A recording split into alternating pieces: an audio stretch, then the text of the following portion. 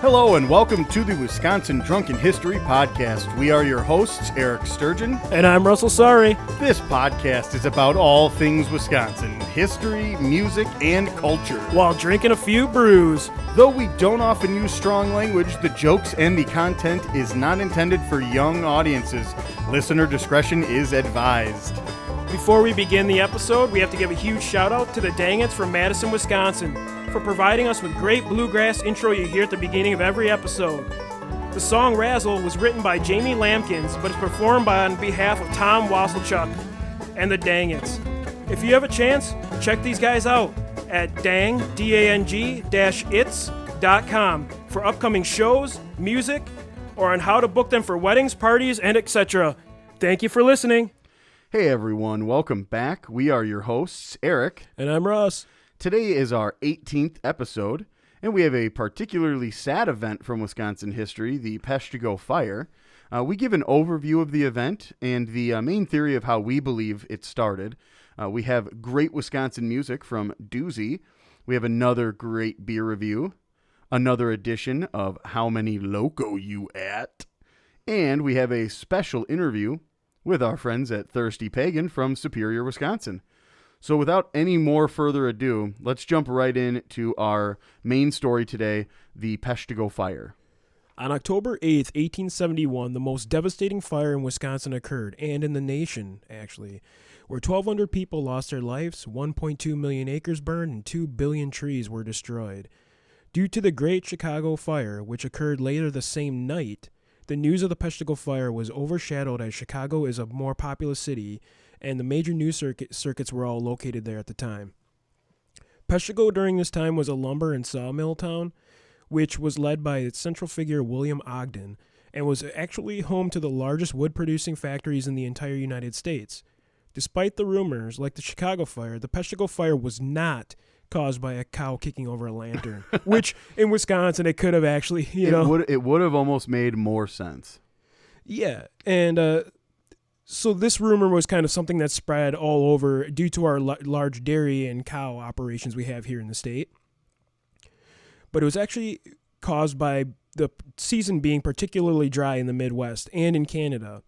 The Upper Peninsula and Iowa also suffered large fires this year, and though the actual origins of the flame are not known, many believe, including myself, that it was started due to settlers using the slash and burn technique. Sure. So if you don't know what clearing. So a slash and burn technique for clearing, you're basically just burning the land, you're burning the trees, and we have some pretty old cedars. So to get rid of them, sometimes all you got to use is a little bit of heat. Yeah. But if it's a particularly dry season, this can get out of hand real fast. Well, it can actually also bring better nutrients to the soil too, charring all the additional stuff. So yeah, and today, I mean, if you're gonna do this, obviously there's professionals that do it, and you have to let the fire department know ahead of time before you do this operation today. So it's a little safer. But back then, when the settlers were arriving, this was not a common practice. But yeah, like Sturgeon said, it was a used to eliminate weed, trees, made the land black, barren, and allowed new, fresh seeds to kind of uproot. So it was kind of a standard technique of the time period. Definitely. And Peshtigo, like many towns in the area, were highly vulnerable due to mostly of the timber buildings which made it prime for spreading fire. The town was also covered in sawdust from the lumber mills, and the main bridge leading out of town was solely made of wood, which made escaping very, very challenging for the residents. Yeah, I mean that kind of makes it almost like the scene in some of the, I think it was The Dark Knight Rises, the Batman movie, where, hey, the bridge was the only way in and out of that town. If you take that out, nobody can really come in or out. I mean, it really shuts down. So this really was a devastating fact that, once the fire spread that far, getting out of the town became almost completely impossible. And I mean, think about how much dust was getting kicked up in the lumber mill. I mean, the air was probably filled with like wood particle. Yeah. So on September 23rd of that year, the town did stockpile a large water supply in case of a fire. However, due to the size and the rate at which the fire was spreading, it did not even make a dent in the flames. Yeah. The blaze began in an unknown location in the forest and spread first to the town of Sugarbush and killed all of the town's residents. Unfortunately, the winds were also high, and the flames were about 200 feet tall and burned at a temperature of about 2,000 degrees Fahrenheit, actually causing trees to explode and causing a firestorm. Well, if you think about it, if any of the trees had, and like they would have moisture within. So essentially what it's doing is it's pressure cooking all of that moisture within that wood. And essentially what's going to happen is it's going to boil out, dry out, and then all of a sudden it's just going to just burst from the middle. Right. And so though they don't know the origin, they do know that the fire was racing northeast towards the town of Peshtigo. And a quote from the newspaper read, "The only light available in the dark of the night was given off by the fire itself, creating an eerie glow that seemed to taunt the dying and surviving alike, like the open mouths of hell." Which is a pretty extravagant. That's scary. I know. I mean, you think about it. You look all around you, and all you see is flame and fire. All of us have been somewhere near a campfire or bonfire in our own backyards, and it gets very warm, intolerably warm. You can't be within a certain distance of it. Imagine not being able to escape that. Imagine that that's your fate. You're looking all around. All you can feel is warmth. All you can see is fire and flame, and there's smoke everywhere. You can't find your loved ones. You're watching everything you own destroyed around you. This has got to be exactly what hell is depicted in religion. Oh, for sure. And I was going to ask you, have you ever been to a bonfire where the fire got so hot that you thought your eyebrows burned off, and you look in the mirror to make sure they're still there? Yes, and I've actually been to some fires where any vehicles, things that were in proximity that had finished paint or anything on it, I mean, the paint just starts to almost bubble. I mean, the heat alone can destroy. I mean, it's not just that flame that's bad. I mean, yeah, most houses in neighborhoods that have some sort of a home next door that burns up, a lot of their vinyl siding, even wood siding gets destroyed. Windows burst out, and they could be blocks away. Yeah, and if you ever burn pine, it burns at a higher temperature. Mainly just because it's not like a very hard wood. It's not a hard packed. It's airy, Yep. So it burns really fast and really hot. Yeah. So like you'll be sitting there, and there's been a couple times where I've lost some arm hair and leg hair. I'm gonna throw it out there. I've had it looks like I was shaving to go swimming. Yeah. But really, I was at a bonfire. Hey, swimmers, ladies, anybody who's looking to trim their hair in a more natural way, just start a fire. Bonfire shaving get company. a little too close. On October 8th, the fire hit the town of Peshtigo, where 200 people were killed instantly as they sat at a local tavern. And what a way to go, man. Just having a couple brewskis with the boys. I honestly feel like that would be the place that I would go. Yeah. Shit's burning down. I'm going to be the first one in line at the tavern. I'm going to sit down. I'm going to have a couple cold ones until the good Lord takes me. One bourbon, one shot, one beer, baby. Exactly. And just go with it. Many fled and drowned in the river, and some sought refuge in the water tower where they were sadly boiled alive, which another just devastation. I don't even want to think about that. Yeah, just insanity. And one of the stories was of a man who bravely saved a woman he believed to be his wife. He was driven to madness after discovering it was not his wife and a stranger, which is just one of the stories that were reported after the fire. And could you imagine, you thought you had your wife with you, you're running through these flames and the clouds of dust, and you jump in the river to seek refuge, and you're like, this isn't my wife. She's probably freaked out too on top of it, That would be insane. And another story was of a 13-year-old German immigrant who grabbed the horns of her cow and just sat in the river with the cow the entire night while she watched the city burn from the river. Yeah. And then afterwards, she had, boiled cow for dinner. She had a couple beef briskets after the fact, but I hate to think about it, but that is absolutely awful. Yeah, it's such a sad event. Like, we're just trying to kind of cheer it up a little bit because this was something we wanted to report on. It's such a huge event in our history, and a really depressing one. And I think too, it helps us have a better, just a better understanding of exactly how important fire safety is, and just how lucky we are to be, around and living in a time that we have such fantastic fire precautions. We have the emergency systems that we do. Something like this would be next to impossible to happen to this degree. Right, I can imagine Smokey the bear standing there watching, just ripping his fur out, like, Yeah. Just freaking. And think about it, in California, the wildfires on the West Coast right now are, I mean, how many have we had this year already? Right. I mean, this is intense. So I sort of feel for them in the sense that we're reading this and we're hearing about some really, really awful fates. And that's probably a reality for somebody out there right now, because you can't stop it. The heat is so it just wrecks everything. It dries it out, just like we were talking about the reason why this may have been as devastating as it was. Everything is dry, and it can spread in a heartbeat. Right. And if you ever get a chance to get to Peshtigo, there was a mass grave that was constructed, and you can still visit today, and there's about 350 people that are buried there. Due to the extensive burns from the fire, many of the remains were unidentifiable, which is pretty sad too. The gravesite is marked by a large Wisconsin historical sign and can be visited anytime to pay your respects.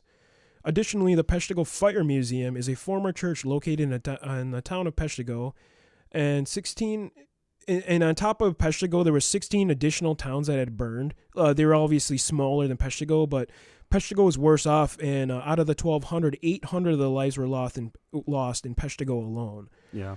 And as mentioned before, this was one of the most devastating fires in history in the United States, but due to the Chicago fire, the news, Peshtigo was unheard of, and it was kind of overshadowed piece of history. And it just didn't get the same media coverage. Not that the media coverage was huge back then, but still the word didn't spread as much about Peshtigo as it did about the Chicago fire. Right, and I like I said before, like it's just something I wanted Wisconsinites to know and hear, and something that we should never forget, that it did happen, and a lot of people lost their lives. And absolutely, definitely something that, although it's sad, and it's sort of a kind of a dark spot on the history of Wisconsin, even those events need to be remembered, and we should definitely pay homage to those individuals. Like Russ mentioned, if you are in the area, just go check it out. I think it would mean a lot to you and your family, but also to any of the surviving members of the families and lineage from those families that did perish. Yeah, and we're gonna conclude this, but again, like we were trying to keep it a little uplifting. And I think now we're going to move on to something a little more lighthearted, our official music segment we always have. Yeah, absolutely. So today's music segment is actually from a band called Doozey, and the song that we have from them is Don't Care.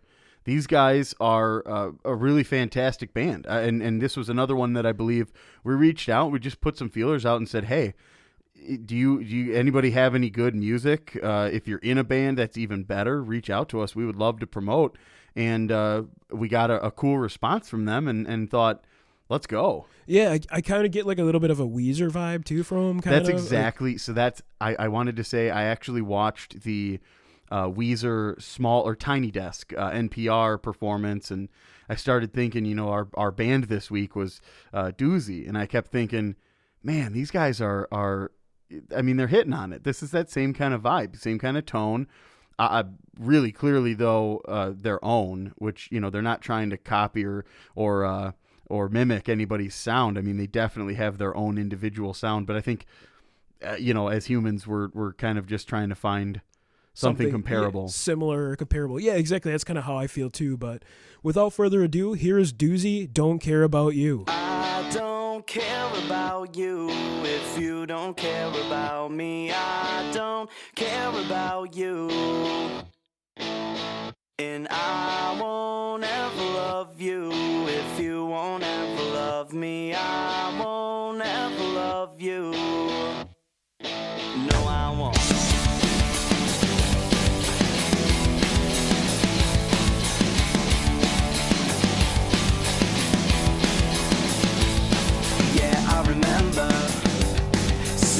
Songs all about you. I used to be so dumb. Why'd I care so much when you didn't care at all? When I was sitting there thinking by myself, you were always drinking with all of the voice, and I really wanna tell you something. It's too bad you're not around. I don't care about you if you don't care about me. I don't care about you, and I won't ever love you if you won't ever love me. I won't ever love you. Yeah, I remember all of the memories we used to have, and I don't know how I did it. Thinking about it now, it makes me wanna pull my hair out, and I'm so tired of the thought of you, and I can't believe you still do what you do. I don't care about you if you don't care about me. I don't care about you, and I won't ever love you if you won't ever love me. I won't ever love you. I've been waiting, so frustrated. Now I'm done. Oh, I've been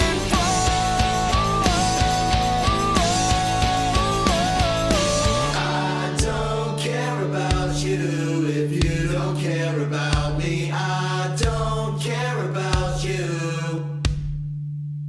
and I won't ever love you if you won't ever love me. I won't ever love you. I don't care about you if you don't care about me. I don't care about you, and I won't ever love you if you won't ever love me. I won't ever love you.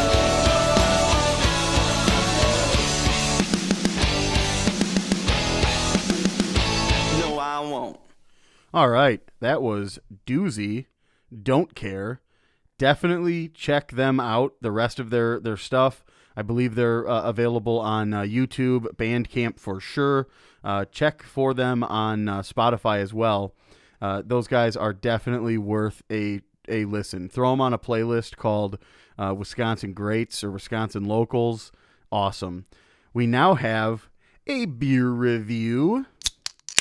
And today's beer is especially good.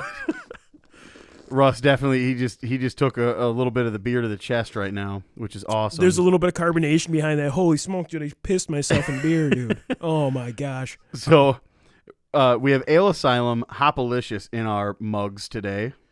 Be careful cracking that thing, dude. There's some carb behind that. You just got it too, but so it's one of the Wisconsin staples called Hopalicious. It's a American Pale Ale. It's pretty tasty. It's kind of like, I think they actually consider it Madison's staple beer, and it's super refreshing. It has a little bit of bitterness, but not a lot. I'm getting more of the hop aroma and the hop taste, and a lot of it landed on my lap because we think we overcarbonated them. So I'm actually rocking Hopalicious piss-looking jeans right now. And Sturge got it on his shirt too. I'm pretty wet over here, guys. His fucking Tom Petty is Tom Wetty right dude, now. He's a Tom Petty tee. I'm wearing a Tom Petty Damn the Torpedo shirt, and it is now Tom Wetty. Damn, this beer is good. And we just had a T-shirt. Heartbreakers when he spilt it on himself. And I'll be honest, hey, I don't mind if I spill a beer naturally like this, where it just comes out of the can at a high rate of speed. I took a little bit to the face, a little bit to the chest. It's fine. You know why? Because this thing is delicious, and I don't mind. As Russ said, it's refreshing. You want to know why it's refreshing? Because I'm doused in cold beer. I love it. This is, and any of you wrestling fans out there know Austin 316. Oh yeah, because Stone Cold said so. And he would smash beer over his head. And you know what? If this beer existed in the late 90s when he was doing that, this would have been the beer he would have chosen. Oh, yeah. He would have cracked these bad boys, gave some middle fingers. Doused his bald head. Sucked us down and gave us goatee. stunners. He would have been His knee brace would have been all lubed up and ready to rock and roll. But I'm telling you right now, this thing is a golden copper color. Absolutely medium body boldness. really a classic American pale ale. It's really hop. It is bitter, but it's not awful. We've had some really bad APAs and IPAs that are just over the top bitter, where they leave the dryness in your mouth. This one doesn't have that, and it's like definitely instant dryness. It's almost like you're drinking a can of sand, and this is not that way. This is amazing. It's definitely for local hopheads. And I don't know if you've ever been to the Asylum over by the airport in Madison. Me and Sturgeon have actually been there. Yep, you and I definitely visited. We went on the tour. They were just opening their canning operation at that point. If I remember, it was early in the Asylum. In their whole setup. Yeah, and I remember coming home. I mean, we didn't really drink a ton there, but we came home and we bought some at the store, and I think we polished off a whole 12er, and we were feeling pretty good, man. I think we played some music, and yeah, I love this beer. It has a lot of memories for me. Yeah, me and my friend here. Shout out to Mike King. We played some music with that dude right after drinking about a barrel full of this stuff, and we wrote some of the best music that we never remember. Yeah, the one song we wrote, and it was kind of like paying homage because we were talking about Top Gun. And we came up with this terrible song called Hangin' with Da Boys. Hangin' with Da Boys. Yeah, and it's pretty ridiculous. And none of us remember how to play it. No. None of us remember exactly how it goes. It was like a 3-chord pop song. It just goes, hanging with the boys. Because I'm hanging with the boys. That's all I remember about it, yeah. honestly. This beer is great for hanging with the boys, or hanging as a girls' night. Yeah, hanging with the boys and girls. I mean, you can take shirts off, play some volleyball, and suck some of these down. You're gonna want to take your shirt off before you open this, because this could definitely wreck your outfit. I'm gonna have to do laundry. I'm guessing these just got shaken up. I'm guessing or something. Who knows? Man. I mean, there was some carb behind that though. These have been in the refrigerator for. They've been in there for a while, so maybe just... Yeah, when you bought these ones. Yeah, I got these ones. This was probably at least 6-7 weeks ago, 8 weeks ago now. Yeah, so they've been sitting in the fridge, but they still got a nice taste to them. They're crisp, fresh. I recommend anyone go and check these out. In fact, before you enjoy this, shake it up a bit. Oh, enjoy what we just experienced. Enjoy a surprise. It's fucking great. I mean, I got it cooled off. I got a little beer on me. If I get pulled over now, I'm screwed. I'm just kidding. I'm actually going to sit this one out for a while today, I think. Yeah. We're doing 3 episodes. So Russ is sleeping over. Yeah. All right. Definitely check out Hopalicious. This is a fantastic beer. If you are some sort of a beer snob, just an enjoyer of all things beer, definitely check this one out, because I think you're going to enjoy the classic American Pale Ale style. All right. We have another edition of How Many Loco You At? Yeah, and this one's a pretty special one, actually. Sturge found this one. Definitely an odd story. I don't think it compares to any of the other ones we've had up until this point. So this one is from Oak Creek, Wisconsin, so right down the road from me here. Somebody called in and said, "There's a guy behind us. He's driving really reckless." Should be recklessly, by the way. But he has a hawk in his car. And that was a first-hand account from a 911 caller. So when police in Oak Creek pulled over the erratic driver from this bizarre 911 call, they made an even more bizarre discovery. So the driver of the car was not driving with a hawk, as originally anticipated. He was actually driving with Russ. A chicken. It was a chicken. That's nuts. Normally you see drunk drivers with chicken nuggets, but he had them in their more natural state. These organic nuggets in whole form. The police say he was drunk. That is the official WISN report. Okay. It says he was drunk. So the driver reportedly told officers the chicken's name is Teresa. What a great name. Yeah, that's a really nice name for a chicken. They also found multiple open cans of beer and other intoxicants in the vehicle. Teresa is now safely under the care of Milwaukee Animal Control, just so everybody knows. And the individual was arrested on the spot for drunk driving. We don't have any sort of a blood alcohol level. We don't have any field sobriety stats, as you will. Yeah. But what we do have is a gentleman driving absolutely hammered with Teresa a chicken.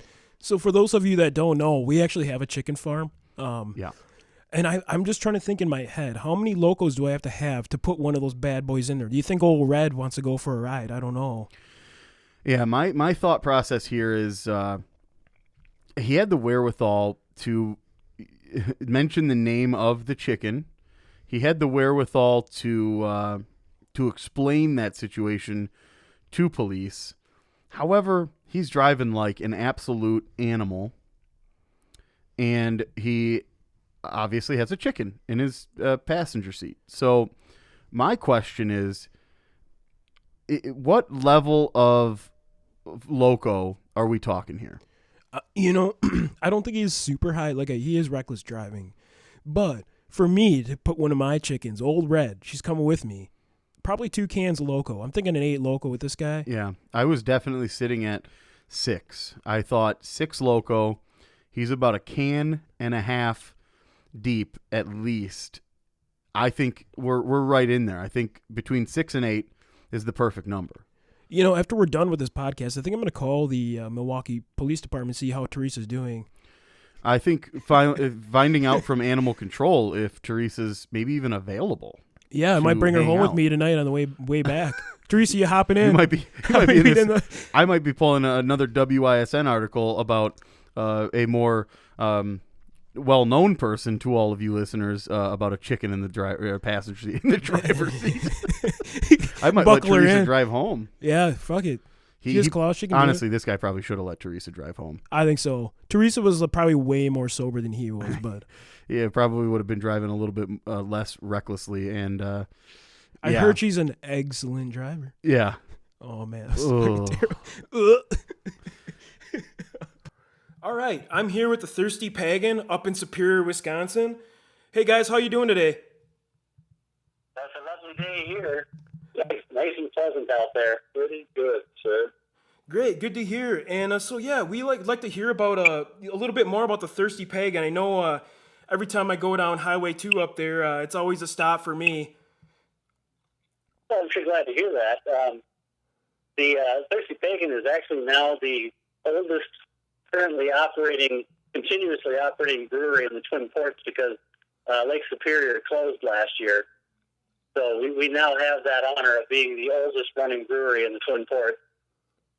That's awesome. Yeah, and I know you guys got the old Sioux Line building. Can you give us a little history about that? It's a pretty neat building. Yeah, it actually is. Now, I may be a little off on some of the dates. Lily's got the website pulled up, but it's a 100-plus-year-old building. The last passenger rail train came through here in, I think, 1965. Oh, that's a really good year, 75, yeah. I was born in 65. Great year. Great.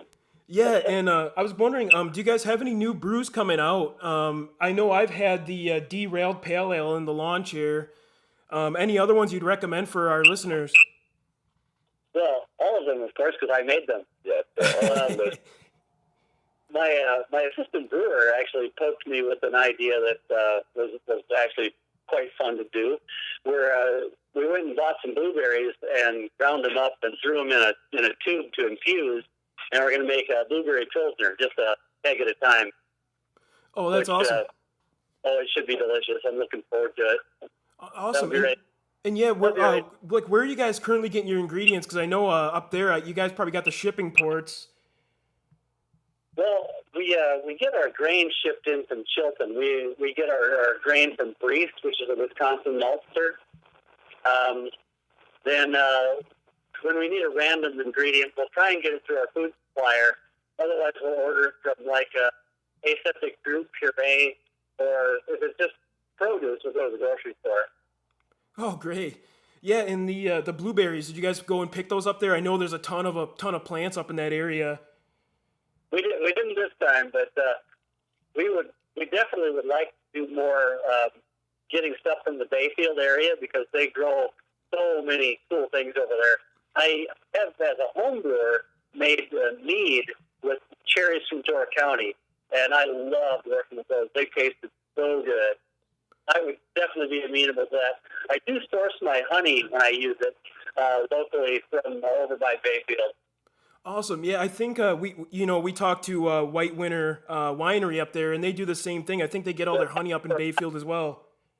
Yep, that's where I got it from. Yeah, we have a relationship with them. Yeah, we carry their hop cider, their Boys Brews hop cider from White Winter Winery here. Yeah, they're really great guys, and it's always a stop too when you're heading down Highway 2 to head up that way. Yeah, absolutely. I haven't been to the facility yet. John's been here several times. I've gotten to know him somewhat. I really like the guy. He's I have a dream to go over there with one of my old cider recipes, one of my old homebrew cider recipes, and make it on his equipment and have him sell it to us as thirsty pagan cider. That's kind of one of the back burner things I'd like to get to while I'm here. Oh, that'd be awesome. And I guess one more thing about the brewery. I know with COVID things have been a little difficult. Do you guys have any events coming up? I know you guys have that parking lot out there, so I was just wondering if you guys had anything.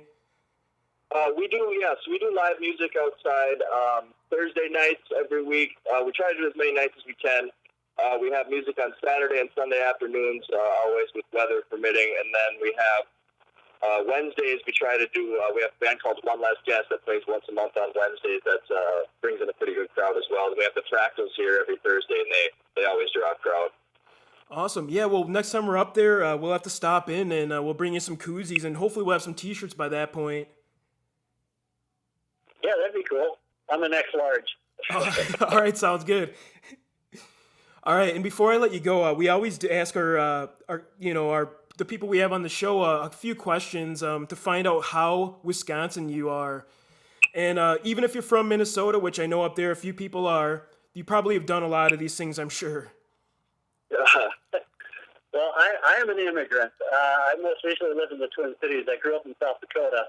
I got my degree from the University of Iowa. So I've always lived in the Midwest. But this is the furthest north I've ever lived. But my wife and I bought a house in Superior. We are, in fact, Wisconsin residents now, and I plan to stay here forever because I really love it here in Superior. I have lived in Wisconsin my whole life, so let's see what you got. All right.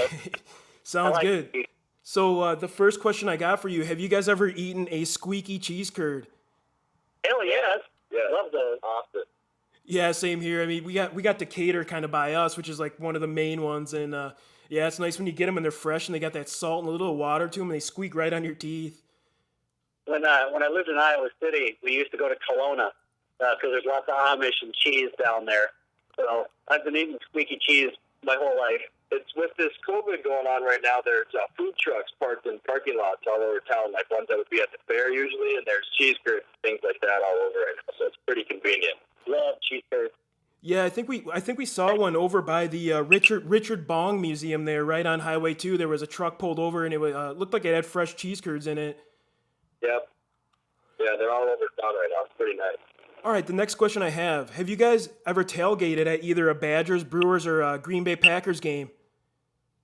Yeah, I usually go to 2 to 4 Packer games a year. I lucked out, and one of my best friends has season tickets, and they have the tailgate down to an absolute science, and it's fun every time.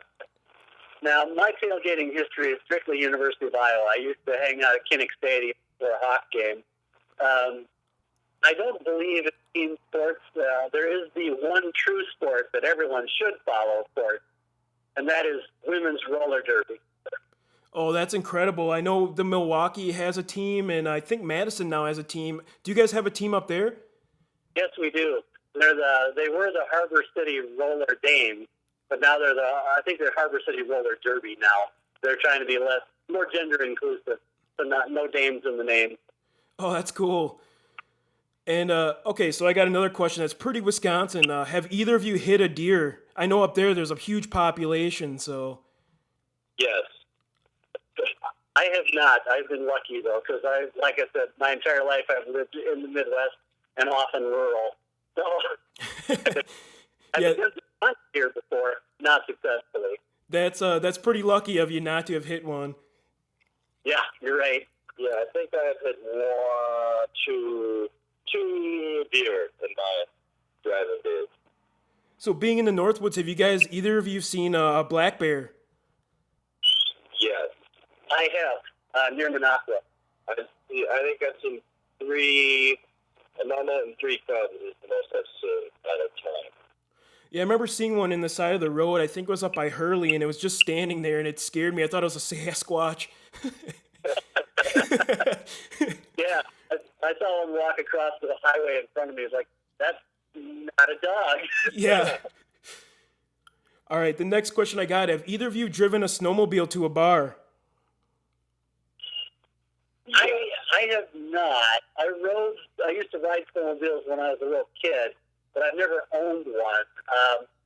Yeah, I kind of feel like snowmobiles, their sole purpose on this earth, they're put here to groom trails for cross-country skiing, which is my winter love. Yes, snowmobiles, 4-wheelers, golf carts, bikes, scooter, anything with wheels, I've taken to a bar. That's something probably not to be proud of. That's a true Wisconsinite. I mean, I know I have as well. Now, I would, and I have skied to bars before. Oh, I've definitely done that too. I love cross-country skiing. One of these days I'd like to do the Birkenbeiner, but unfortunately, right now with COVID, I'm up about 10, 20 pounds. I don't want to admit it, but it's true. You know, actually, when I was like 10 years old, there was a freeze over, and I ice skated to the gas station one time at my house. It was like 2 blocks away, and I skated the whole way there. That's awesome. All right, the next question I got for you. How do you guys prepare your old fashions? Personally, I do an orange, 2 cherries, sugar, 7, whiskey, and then I what's the term I'm looking for? Do you just muddle them on the bottom there? Put that on the bottom, and then throw the ice in, throw bitters in, whiskey, and a little 7 on top. Oh, that sounds great. You add a little sweet to it. That's kind of the way I like it as well.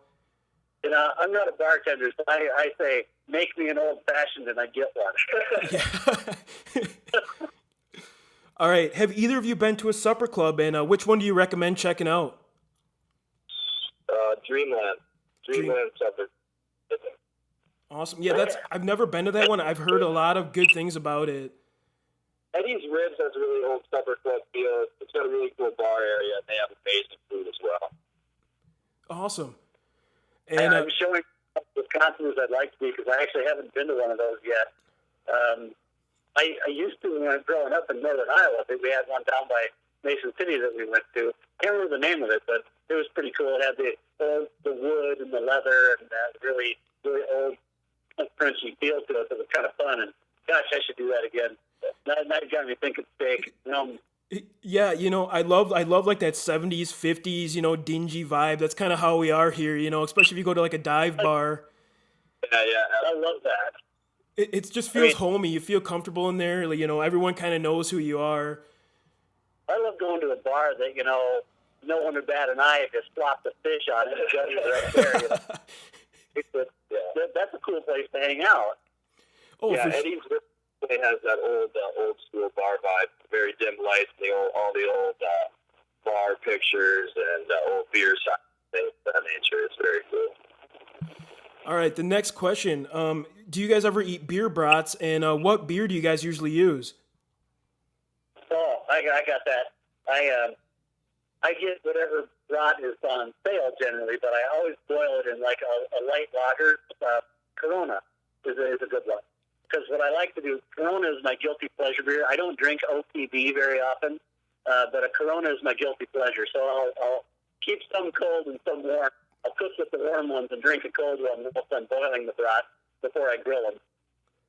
That sounds pretty good. I've never tried a Corona. I mean, I always go for like the Pabst or the Miller Lite or whatever I got in the fridge, I guess. Yeah, it doesn't really matter per se. It's any old thing, but there's a distinct flavor in the Corona that I both like to drink and I like to cook with. So that would be my go-to for cooking. Yeah, I like hams. A good hams beer brat, something to be proud of, I think.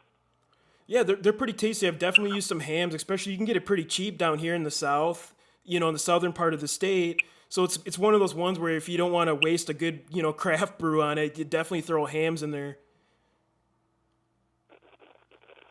All right, the next question I got for you: have you guys ever woken up and had a Bloody Mary? And what do you guys put in yours? Whatever will fit in the glass. Yes.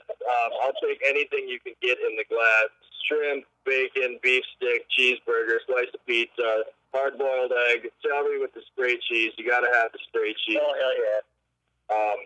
Then the pickle, like a pickled onion, pickled mushroom. Shot of Jägermeister next to it. Yeah, definitely. My wife and I go to a science fiction convention every Easter, and we always have on Sunday morning a really elaborate Bloody Mary bar. That's where I drink most of mine. Awesome. Yeah, I know the one thing I love, if you ever have a chance to try it, is get some fresh venison and throw it in there. It just adds a lot of flavor. You get that pepper off of it. It's great. Oh, yeah. My neighbor gave me a 2-pound summer sausage with jalapeno in it. And he says, if you slice it thin and fry it up with your eggs for breakfast, oh, my God, that was great. We ate that in a hurry. All right, and I got one more question before I let you guys go today. Besides the Thirsty Pagan, is there a brewery tour or a brewery you recommend people go check out? Well, I'm myself particularly fond of Ursa Minor. They're one of the newer ones over in Duluth. They're a small operation, but they also have a really decent coal-fired thin crust pizza. If you like that kind of pizza, it's really good. I like ours a little better because it's a little more substantial. They're very different tasting. The guys over there are really, really nice, and they're making good, creditable, solid beer, too.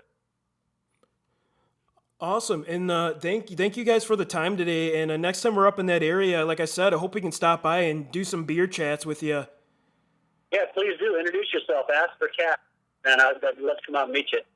Sounds great. Thanks again for the time, guys. Yeah, thank you. Yeah. All right, bye. All right, that concludes this episode of Wisconsin Drunken History Podcast. If you enjoyed this vulgar display of Wisconsin, we recommend you subscribe via SoundCloud, Apple Podcast, Google Play, Spotify, Stitcher, and TuneIn. Also, leave us a review on any one of those above-mentioned sites, and we can read one at the end of every show. Follow us on social media, and feel free to reach out, especially if there is a piece of history or weird news you'd love us to share or research, as well as highlight some local artists or music. Our website is projectcapestudio.com. I'd also like to thank my friend and past coworker, Steph Skiback, for providing us with awesome podcast cover art, as well as the Dangits for intro and outro music, and all of you for listening. As always, Watch out for deer on the way home.